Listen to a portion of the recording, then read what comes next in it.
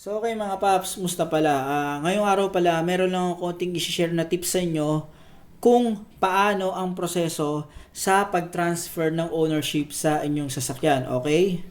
So simulan na natin to mga paps. So ganito mga paps, gagawin ko tong video na to para kahit paano, kung sino yung makakapanood ng video na to, magkakaroon sila ng konting idea or procedure kung ano ba yung proseso sa pag-transfer ng ownership ng kanilang sasakyan. Okay? So, kapag may binili kayong second-hand na sasakyan, pwede nyo panoorin itong video na to para kahit paano, yun, may idea kayo. Basic na idea lang sa pag-transfer ng ownership. So, eto siya mga paps. Pakita ko So mga paps, itong babanggitin ko rito, na-apply ko rin to nung nagpa-transfer ako ng ownership nung isa namin sasakyan, yung Vios. So, pina-transfer ko siya sa akin. Kaso, yung isang proseso dito, hindi ko sinunod kasi kumbaga iba yon, ibang proseso yung nangyari doon. Mamaya papaliwanag ko kung ano yon. So dito muna tayo mga paps ha. Kapag magpapa-transfer kayo ng sasakyan, so bibigyan kayo ng mga requirements gaya nito. So pakita ko So ito yung kailangan niyo mga paps ha. Kailangan niyo ng HPG clearance, stencil, yan. Tapos TPL yung insurance, tapos one photocopy of valid government issued ID with photo and signature of vendor and vendee. Yung dito, yung valid ID, ang gawin nyo mga paps, yung ID ng vendor at saka yung ID ng vendee, seller saka buyer, yung ID nila gawin yung gawin yung dalawang ID ng buyer, dalawang ID ng seller, tapos doon may tig 3 pirma. Okay? So, ganun ang gawin niya para sigurado. Mamaya, babanggitin ko sa inyo kung bakit. Tapos, kailangan niyo ng confirmation of registration if issued by another agency outside the regional office. Ito kasi, yung kailangan niyo itong confirmation of certificate of registration or yung confirmation email kapag halimbawang magpaparegister kayo sa LTO nyo, tapos yung mother file ng sasakyan na binili nyo ay nasa malayong lugar. For example, yung sasakyan na binili nyo, yung original na mother file ng rehistro niya, kung saan unang narehistro yon, halimbawa Pampanga, tapos Laguna kayo, hindi nyo na kailangang pumunta ng Pampanga para asikasuhin yung pagpapatransfer. Kailangan yung humingi na lang ng request ng confirmation of registration. Okay? So, yung confirmation email na tinatawag nila.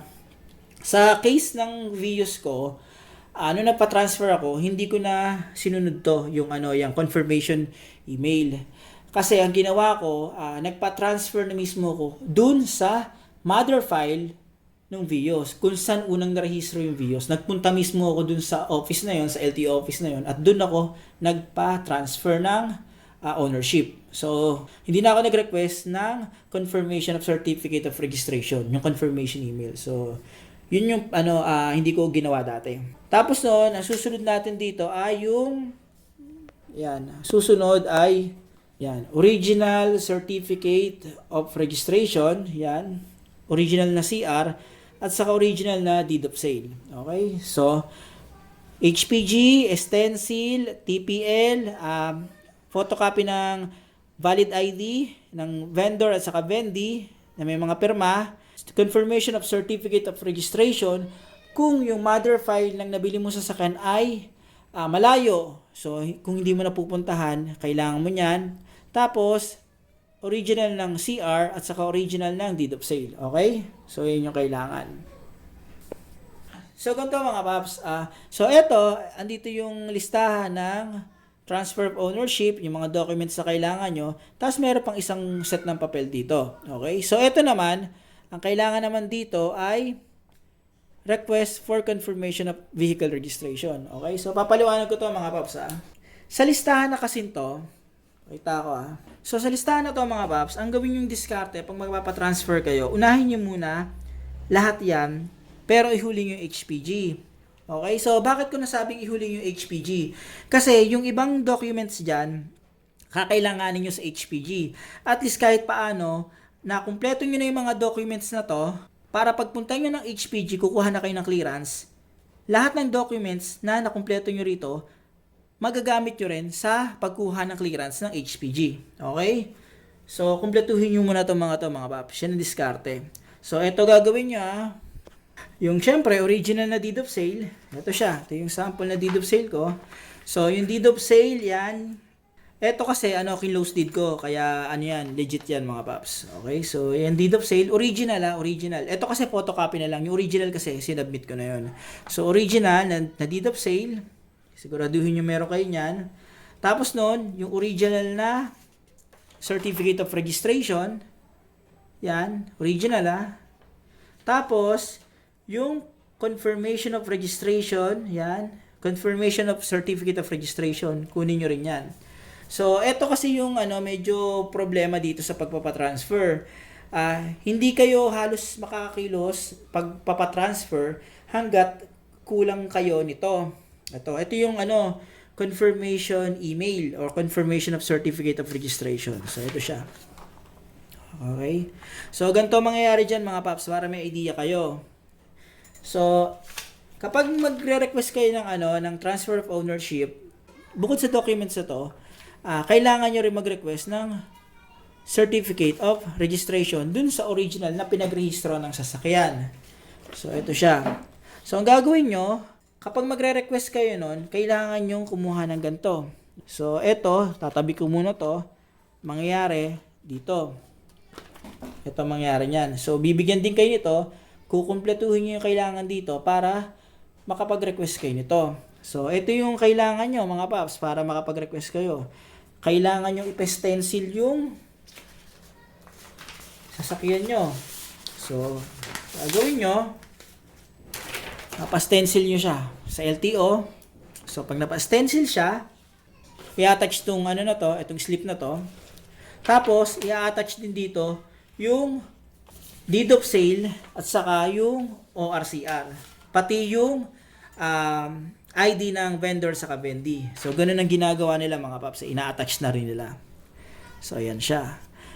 Ngayon, eto, ipapasa nyo to sa LTO, etong request na to. So, pag pinasa nyo to sa LTO, kompleto na to mga paps, diba? Papasa nyo sa LTO. Mag-aantay kayo ngayon dito ng ng text kung kailan nyo ma-receive yan. Usually, yung pagkuha nito, inaabot ng 2 to 3 weeks. So, sa case ko, nung November 14, ako nagpasa nito, nakuha ko to, na-claim ko to ng December 1, 2025. Okay, so December 1, 2025, almost 2.5 weeks ko siya bago nakuha. Pero kung makikita nyo dun sa dun sa confirmation of certificate of registration, yan, na-receive nila to ng November 17, tapos na-release nila itong documents na to nung 11/26. So na-receive to ng LTO na malapit sa amin. Yan, November 26. Tapos tinext ako ng LTO ng December 1 para i-claim tong documents na to. Okay? So ito siya. Ngayon, etong pinakita akong documents na to, hindi na kailangan ito kung sakaling ang gagawin yung proseso ng pag-transfer of ownership ay pupunta kayo mismo doon sa mother file kung saan unang nirehistro yung sasakyan. Hindi nyo na kailangan itong documents na to. Okay? Yan. So, kapag na-claim nyo na to,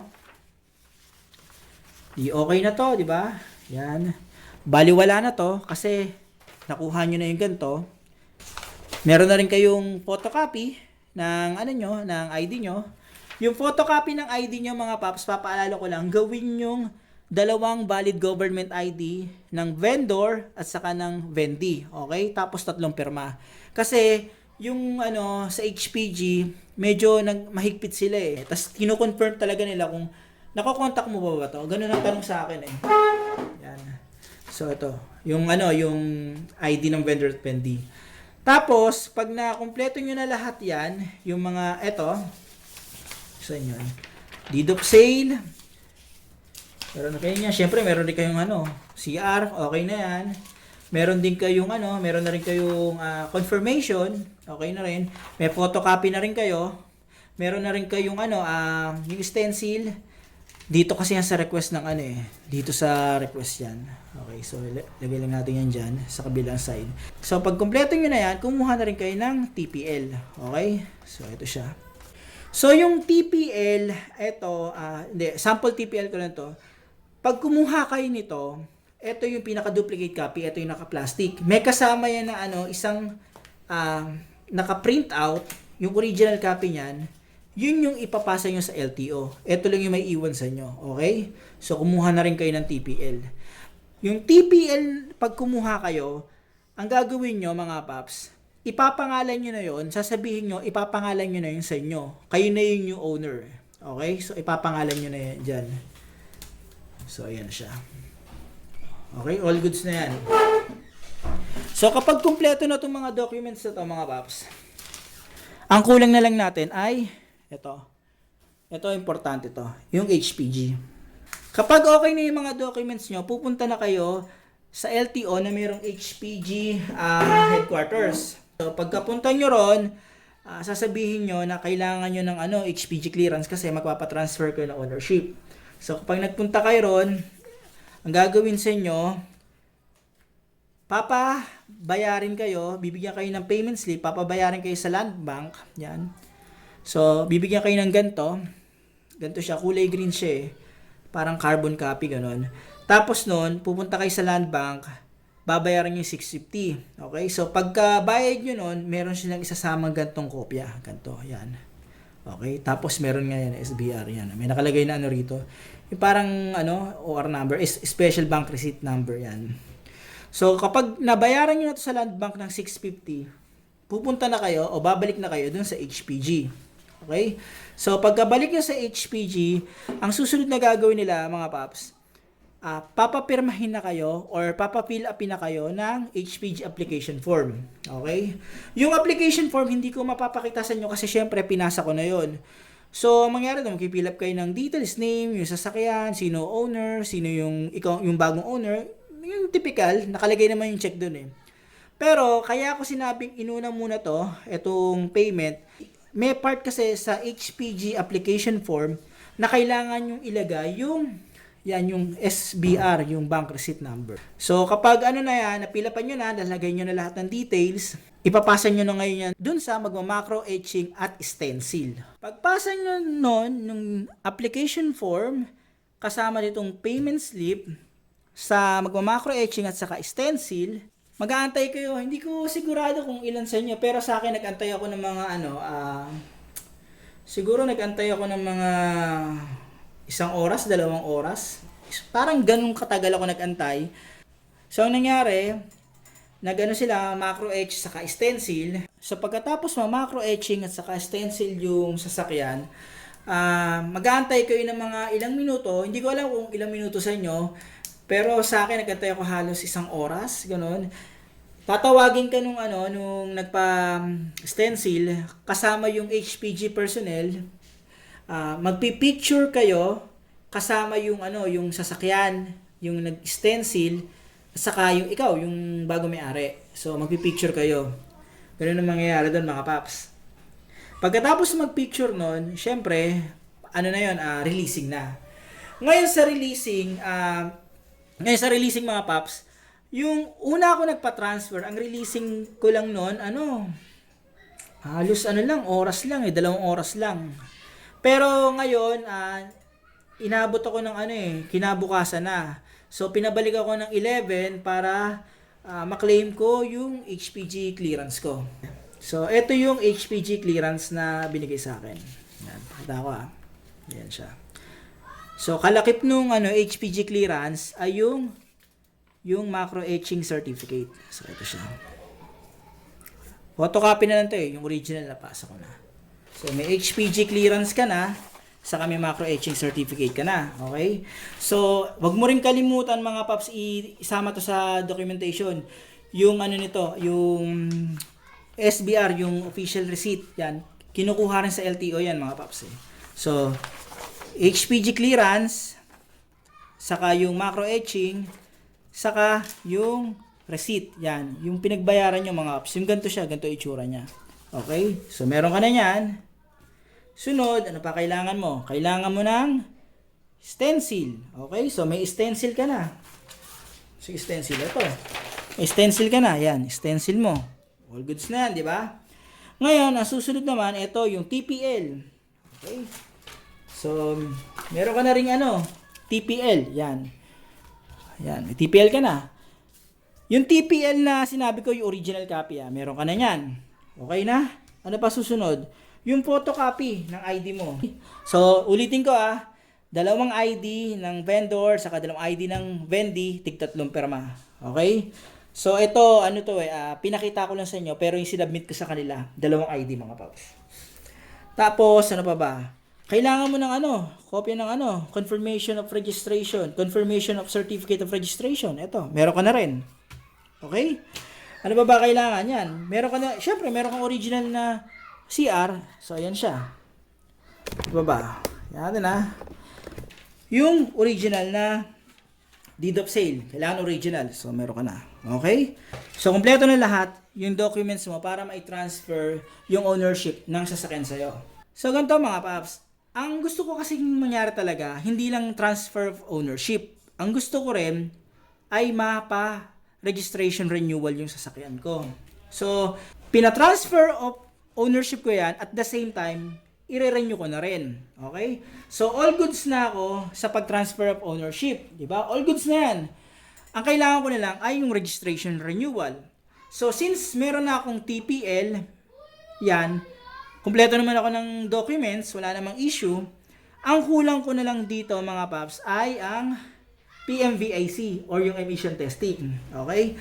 So, ang ginawa ko, syempre, eto, naman to, alam rin to ng iba, na kapag magpapa-renewal ka, kailangan mo emission testing or PMVIC. Okay? So, ginawa ko, PMVIC ako. Okay? So, 900 din to. Yan. Pagka-test ko nito, isasabay ko na tong documents na to dito. Para ma-process nila yung transfer of ownership at renewal. Okay?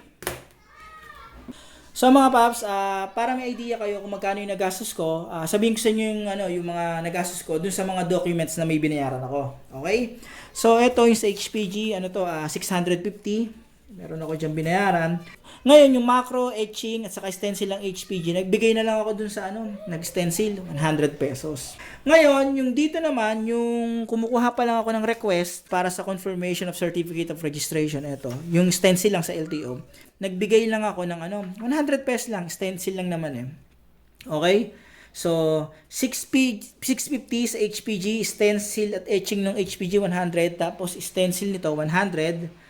Tapos, yung TPL ko, iba-iba. So, yung TPL ko, ito kasi sample ko lang yung TPL ko, nandun nakatago na 1,350. Okay, so yung bili ko sa TPL ko, yan. Tapos, yung confirmation of certificate of registration mga paps, ito walang bayad to, libre to, libre. Okay, so libre yan, wala akong binayaran dyan. Tapos, ano ba? Yung PMVIC, syempre, ito, yung emission ko, yung PMVIC ko, 900 pesos. Okay?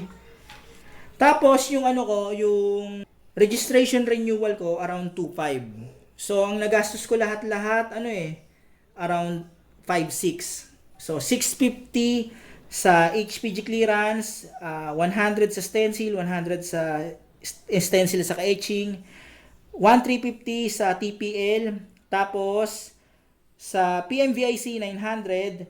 Tapos, sa registration renewal ko, 2,500. Okay? So, paano mga paps? Hanggang dito na lang yung video na to. Sana kahit paano, itong video na to, nakatulong to in case na magpapatransfer kayo ng ownership ng sasakyan nyo. Kung sakaling magpapatransfer kayo ng sasakyan, tapos ayaw nyo dumaan talaga sa hassleness na mag-aantay kayo ng 2 to 3 weeks para makuha nyo yung email confirmation nyo, punta kayo sa mother file nun, dun kayo magpa-transfer. So, paano nyo malalaman yung sasakyan na binili nyo sa inyong mother file? So, pag nakita nyo yung CR ng sasakyan, ito, yung Certificate of Registration, nakalagay dito sa taas kung saan yung unang pinagrehistrohan nung sasakyan. Okay? So, dun kayo pupunta para hindi nyo na kailanganin tong email confirmation na to. Yung rules, yung procedure, same na same lang, except lang dito sa confirmation of certificate of registration. Di nyo na kailangan yan. Okay? Pumunta na lang kayo doon kung gusto nyo. So, paano mga paps? Hanggang dito na lang. Maraming salamat sa inyo.